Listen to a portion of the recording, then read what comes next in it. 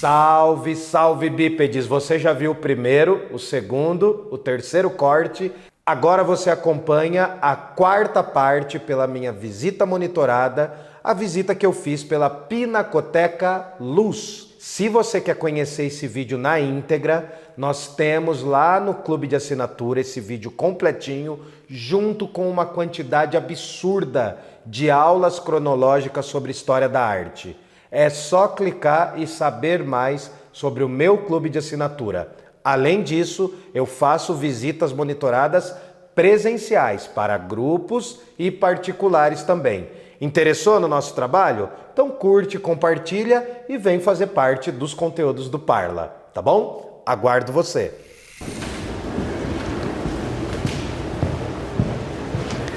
Aqui nós estamos no ateliê dos artistas. Vamos dar um zoom, vamos fazer uma panorâmica aqui, 360.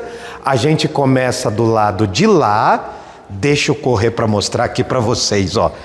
Aqui a Pinacoteca nos dá a sensação tátil de diversos materiais, ó. A gente quase toca para sentir a textura e também as temperaturas. A gente consegue ver aqui com os relevos e ter acesso para a gente entender os padrões do que é arte, sobretudo no caso da escultura. Aqui a gente tem algumas obras, entre xilogravuras e litogravuras, vejam.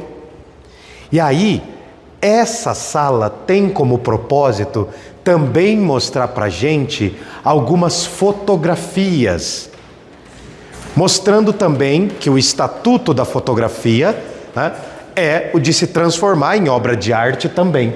Nós estamos diante de algumas fotografias e desse lado a gente pode ver diversos croquis, diversos esboços, desenhos que não foram concluídos ou desenhos que são cópias. Aqui nós temos o exercício do artista. Aqui é onde o artista exerce a sua função. Se a primeira sala servia para representar os autorretratos, essa sala ela tem o propósito de ser o ateliê dos artistas. E eu não poderia passar por essa sala aqui na Pinacoteca sem falar de uma das minhas obras favoritas, de um dos meus pintores favoritos, apesar dele ter surgido numa cidade inimiga da minha. Aqui nós estamos diante de uma tela incrível de um artista chamado Almeida Júnior. Diante desse artista, a gente percebe muitas coisas. Será que o público aqui quer falar alguma coisa? Pode chegar aqui pertinho, vem cá, vem sem medo. Pode vir. Do you speak Portuguese? Pode vir. Vamos conversar sobre essa tela? Pode vir mais pertinho. Vem sem medo. Eu só sou feio. O que vocês veem nessa tela aqui? Chega mais perto. Pode vir. Aqui, o que vocês veem aqui? A sensação que é o próprio artista. A sensação de que é o próprio artista. Por quê? Sei que ele está espiando, ela está espiando ele está espiando ela. Alguma coisa assim, me parece que está...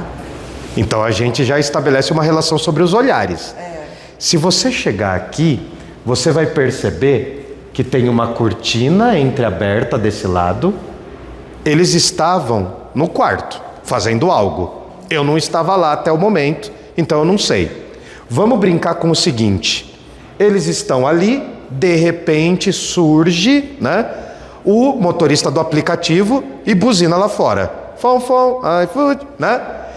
Ele para olhá-la pela janela. E olha como esse quadro, ele já está estabelecendo uma metalinguagem. É um quadro falando sobre o ato de pintar. É mais ou menos como aquele programa antigo, o Video Show, que era um programa de televisão sobre televisão. Então é uma metalinguagem. A gente tem que vir aqui e entender uma coisa sobre a vida do próprio artista. Almeida Júnior nasceu em Itu, foi um dos grandes responsáveis por pintar os caipiras do interior de São Paulo. Só que ele também foi responsável por namorar a mulher do primo dele durante 10 anos. E o primo descobriu e matou ele com uma facada.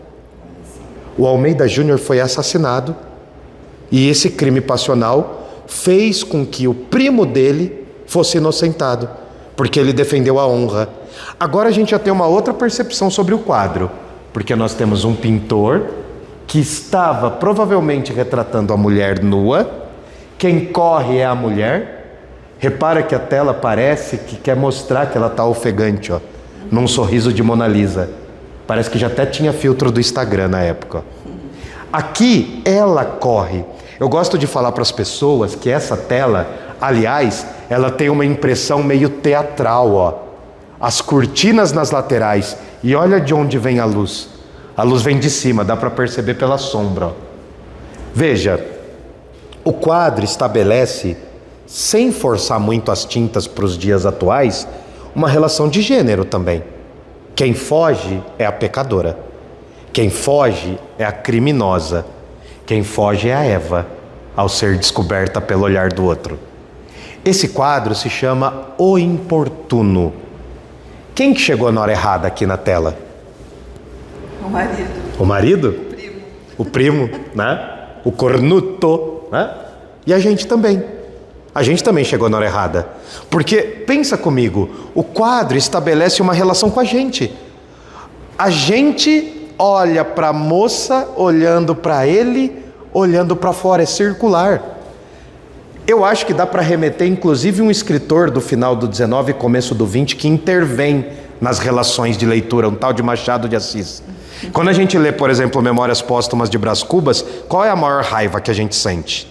É que além de ser escrito num português extremamente difícil, para a maioria dos brasileiros, o autor, na voz do personagem, fala pra gente: pula a página, vai lá para o outro capítulo. Leitor, não está gostando do meu texto? Joga esse livro fora. Essa relação entre obra, o autor e o espectador é uma espécie de Santíssima Trindade. O importuno da tela não é só a pessoa que chega. Se está estabelecendo um olhar com o espectador, nós entramos como se fosse com uma tela, né? A gente entra e a gente faz parte da janela indiscreta da vida. E é engraçado, né? Porque uma coisa que nós brasileiros adoramos é a fofoca.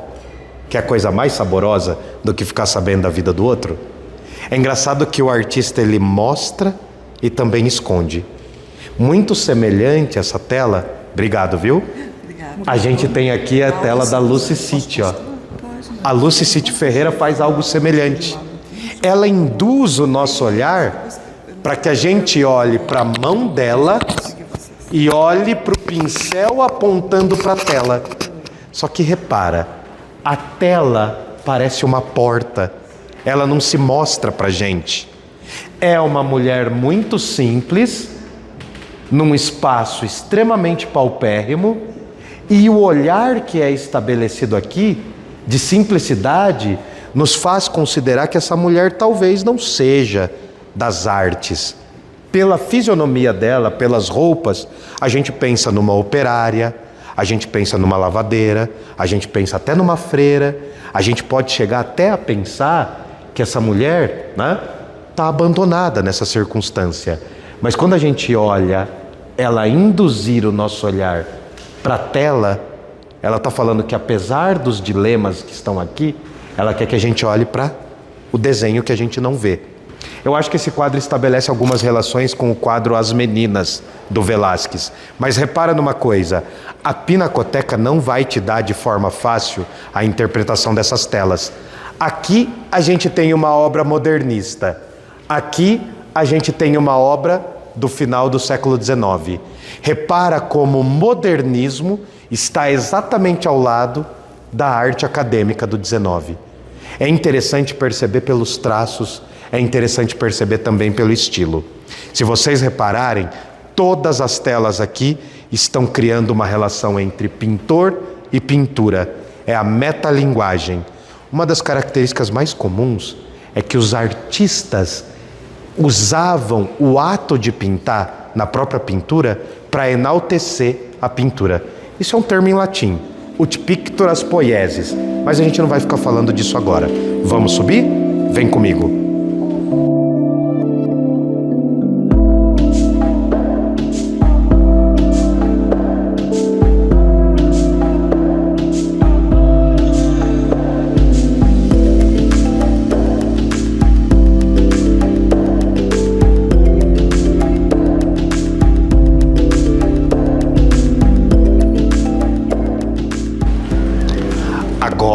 a gente vai para a arte brasileira contemporânea, o que está sendo produzido hoje. Tchau, tchau, obrigado. E a gente vem para uma sala que choca a percepção das pessoas. Aqui nós estamos na arte contemporânea, que é aquele momento que a galera fala: meu Deus do céu, o que é isso? O que fizeram? Eu não entendo nada.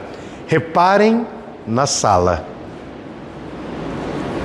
A arte contemporânea, ela está muito mais preocupada com o uso de determinados materiais do que propriamente a representação, tal como a gente entende no Renascimento.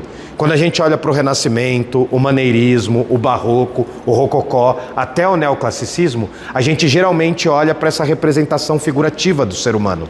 Só que isso cai no século XX. Já no século XIX, com a fotografia, os artistas se veem meio desesperados e buscando por novas estéticas.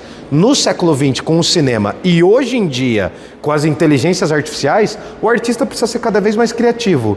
E temos aqui a representação de uma artista que é criativa e muito referenciada. Aqui, vamos dar uma voltinha? Vamos fazer mais ou menos como se fosse Totem e Tabu do Freud. Vamos girar em torno da obra. Olá, tudo bem? A gente gira em torno da obra e eu quero, cameraman, que você pare aqui em cima. Veja. Vocês estão diante de uma obra extremamente interessante da Adriana Varejão, uma artista incrível, brasileira e contemporânea. Logo de saída, a Adriana Varejão era uma colecionadora de azulejos. Ela vai brincar que o azulejo é a pele das obras dela. Tem muitas obras da Adriana Varejão lá em Inhotim, naquele grande museu a céu aberto. Se você chegar aqui pertinho, deixa eu ver como está minha coluna, ainda está certo. Aqui a gente repara todo um conjunto de referências à arte europeia e portuguesa. A produção desses azulejos azuis vai ter muita relação com a história de Portugal, com a história do Brasil como um todo. Pensem, por exemplo, em Minas Gerais, no Rio de Janeiro, em São Luís do Maranhão, na Bahia, em João Pessoa, na Paraíba. Tem muitas referências a essa arte dos azulejos, que também aparecem nas louças. A grande questão é que essas referências a azulejos azulados também dialoga com a arte do mundo árabe e com a arte do mundo chinês. Aqui a gente vê esses azulejos como base e depois a gente tem um arrombo de patriotismo ao ver o verde das matas e o amarelo do ouro. Mentira, né? Mentira. É o verde da família Bragança e o amarelo da família Habsburgo. Mas essa coluna sobe e por dentro da coluna a gente vê as carnes. A ideia da Adriana Varejão, que teve uma exposição incrível aqui na Pinacoteca alguns anos atrás, a ideia central da Adriana Varejão é resgatar alguns elementos da arte barroca. Em certo sentido, a Adriana Varejão pode ser chamada de neobarroca. Ao resgatar a arte barroca, ela vai mostrar essas carnes, essas estruturas. Não é carne de verdade, não é uma arte gore, né? Mas essas carnes aqui, elas representam não só as fissuras da cultura brasileira, como também remetem a essa estética do barroco. O barroco é o estilo da contraposição, é o estilo do claro escuro, é o estilo dos conflitos artísticos. Além disso, barroco remete à palavra barroque, que é uma pérola. Não é bem como essa pedra aqui, mas a barroque é uma pérola tortinha, que representa as nossas próprias contradições. Eu tenho certeza que você já acordou um dia de manhã pensando em fazer exercícios, tomar 4 litros d'água e não brigar no trabalho. E aí o que você acabou fazendo? Comendo mal, ficando lá na barrinha de rolagem esperando o algoritmo te falar as coisas e não indo para academia, não foi? Não ir na academia tem a ver comigo também. Mas o que eu estou querendo dizer? As contradições nos formam. O barroco é o movimento das contradições. E além disso, quando a gente fala de barroco, a gente fala de tráfico internacional de pessoas. A gente fala de escravidão. Para que haja o luxo na Europa com a arte barroca, precisou existir escravizados indígenas e escravizados negros no continente americano como um todo. O barroco foi um dos movimentos que consolidou a história do Brasil nas artes também. A arte colonial brasileira está dialogando com isso. E olha para o nome da obra. A Adriana Varejão vai colocar o nome da obra como Ruína Brasilis. Quer dizer então que o Brasil é uma ruína? Quer dizer então que a arte brasileira não tem parâmetro? Essa coluna que está aqui ao meu lado, ela dialoga com a nossa formação europeia, que acaba tendo essa continuidade, mas nós conseguimos entrever a carne. Vamos fazer um paralelo e uma brincadeira. Imaginem se a gente pudesse cortar os prédios de São Paulo ao meio. Qual sangue sairia desses prédios? Se a gente pensar no século XX, é sobretudo o sangue nordestino, que ajudou a construir a sociedade de São Paulo. E é também o sangue dos invisibilizados. Se a gente estuda a história do Brasil, a gente costuma reparar que nós somos migrantes e imigrantes, invadidos e invasores. A gente fala também de um contexto de violências simbólicas e reais. A gente fala da violência histórica que constituiu esse país. Estamos falando de Brasil. Estamos falando da Ruína Brasilis. Eu acho essa obra incrível. Mas saindo do contemporâneo, eu quero levar vocês para os caipiras. Vamos falar porta, morta e torta? Vem comigo. Agora a caminhada é longa, hein? A gente vai subir 2 lances de escada. Será que vocês têm fôlego para isso? Hoje eu treinei costas, não treinei perna. Bora lá. Eu vou falar umas coisas artísticas só para fazer uma pausa, porque o coração, eu já cheguei nos 40, né? Repara, sempre a Pinacoteca está mencionando o classicismo e o neoclassicismo. Aqui a gente está diante de uma referência à tradição grega. Veja, a gente tem uma espécie de coluna, como está presa a base, a gente pode chamar até de pilar, ou de pilastra, ou falsa coluna. Mas olha as referências clássicas aqui, ó. Lá no meu curso sobre História da Arte, eu falo de todos os estilos arquitetônicos, do dórico, do jônico, do coríntio, infelizmente tem o coríntio. Falo também do compósito e do toscano. Você pode saber mais acessando o nosso link lá, tá bom? Vamos subir o segundo lance? Vem comigo. Pernas para quem te quero. Agora, já que a Pinacoteca tem uma história profunda com a arte da escultura, no segundo andar você vai ver não apenas colunas, mas vai ver diversas esculturas também. Olha o que a gente não aprendeu na escola, vem comigo. Muita arte contemporânea desse lado. Olá, tudo bem? Muitas artes contemporâneas aqui.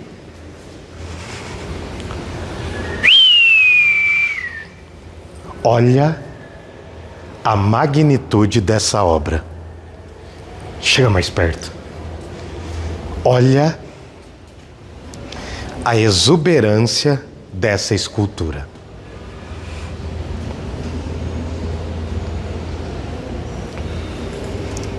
Somos um povo em busca da nossa identidade. Faz pelo menos uns 520 anos que o Brasil está tentando entender o que é o Brasil. Aqui vocês estão diante do brasileiro, uma escultura magistral que parte de um estilo clássico, mas eu acho que vocês já viram na escola essa posição aqui. Já ouviram falar de Abapuru?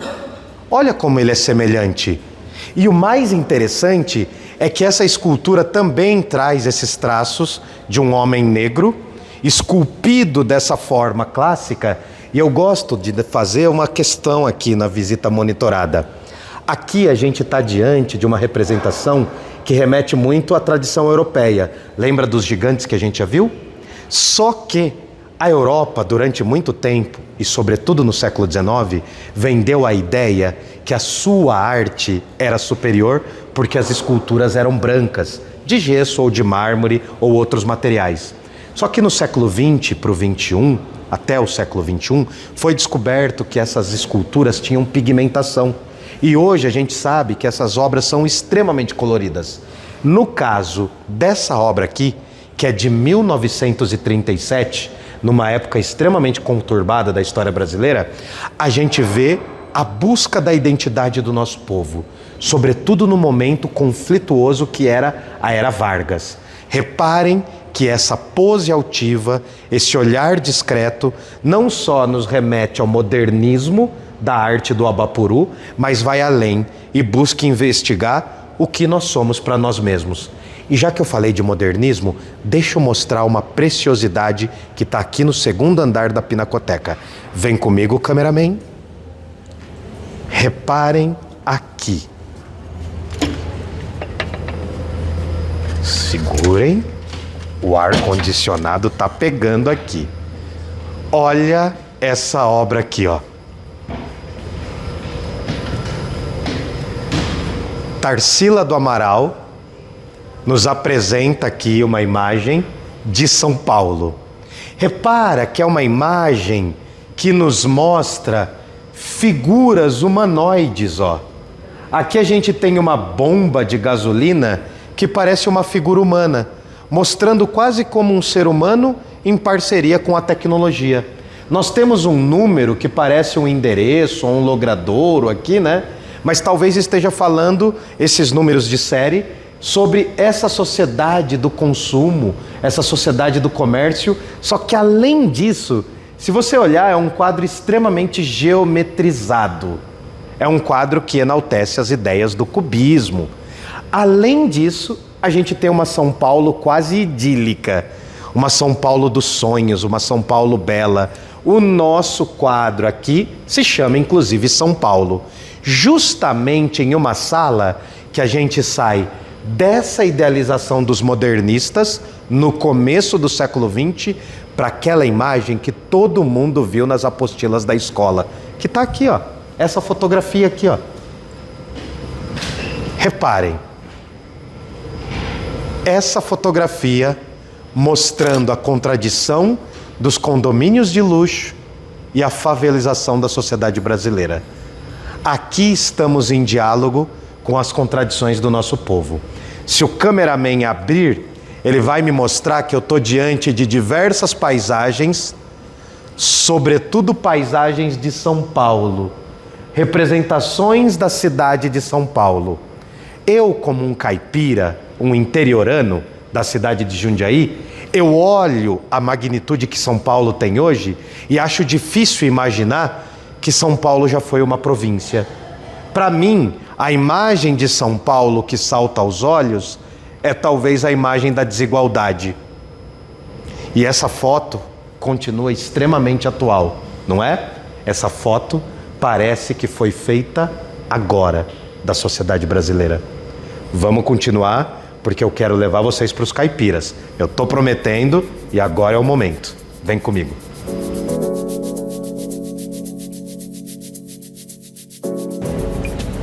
Veja, nós temos diversas esculturas remetendo desde a tradição clássica até a contemporânea, né? É por isso que a Pinacoteca, ela cria esses conflitos temáticos. É por isso que a Pinacoteca é tão atual. Vejam, diversas referências. Olá, tudo bem? Bom dia. Esse prédio é incrível. Antes de eu chegar nos caipiras, eu quero que você olhe o melhor lugar para tirar uma selfie, que é aqui, ó. Tá vendo as passarelas? Essas passarelas não buscam aparecer mais do que o próprio prédio. Elas foram inseridas aqui pelo Paulo Mendes da Rocha. Da mesma forma que essas passarelas foram exemplos para revitalizar o prédio, o teto também foi. A Pinacoteca nunca foi determinantemente concluída. Se você reparar, esses tijolinhos à vista, que parecem os tijolinhos de uma barbearia na Santa Cecília, Enfim, esses tijolinhos estão à vista porque faltou revestimento. Lá no octógono onde eu estava antes, a gente tinha o propósito de ter uma grande cúpula desse espaço, mas isso acabou não vindo. Bom, eu estou falando aqui de arquitetura, repara em um outro detalhe. Aquelas colunas lá na frente, elas não estão sustentando nada do prédio. Elas estão ornamentando o prédio. São pseudocolunas. Elas são falsas colunas que servem para trazer a tradição greco-romana para dentro da Pinacoteca. Só que a Pinacoteca é muito mais do que isso. É na Pinacoteca que a gente tem os despojos da arte brasileira. É aqui que o Estado de São Paulo e o Brasil como um todo andam lado a lado para falar sobre a arte do nosso povo. Vamos para os caipiras agora? Pau na máquina, vem comigo. Chegou até aqui? Gostou do nosso conteúdo? Quer ver na íntegra? Então vai até o nosso link na descrição e lá no clube de assinatura você pode adquirir o nosso curso com os conteúdos das minhas visitas monitoradas, que são disponibilizadas sempre com exclusividade para os nossos membros. Gostou? Curta e compartilhe e saiba que tem muito mais de onde veio esse vídeo. Vida longa ao Parla!